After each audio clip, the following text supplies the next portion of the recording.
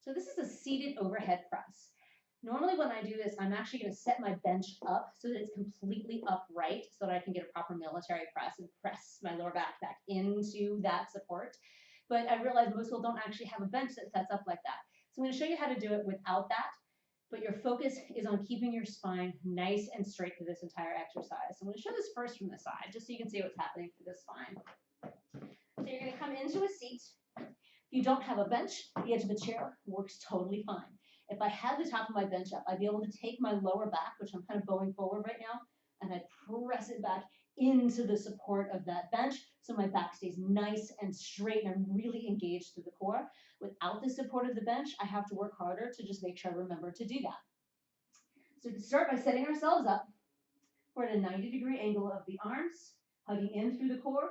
We just press straight up. Those dumbbells are going to come a little closer together at the top, and then we're going to lower right back down to that 90-degree angle. We press it up, and we lower nice and slow, staying really strong through the core.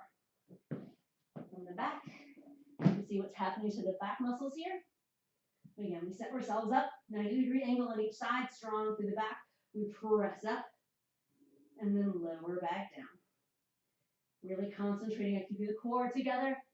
Those dumbbells are going to come almost to touch, or they might occasionally touch like mine just did there, and then we lower back down. But we're trying not to go really too far past that 90-degree angle. That's where we're going to find the most power is right there at that 90 degree. Coming lower sometimes puts extra strain into the joints that we don't necessarily need.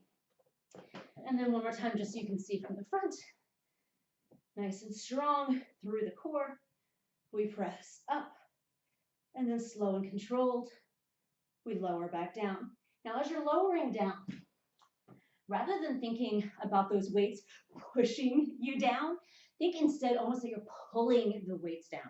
So you're thinking about these muscles contracting across your back to pull that weight down from up above, rather than simply, oh, I'm not doing anything here, which can become a tendency, especially as we get tired, so we start to just release and let the weight sort of drop down, instead thinking about really pulling down. So that you're not only working as you drive up, you're using the muscles of the back to pull down. And those are overhead presses.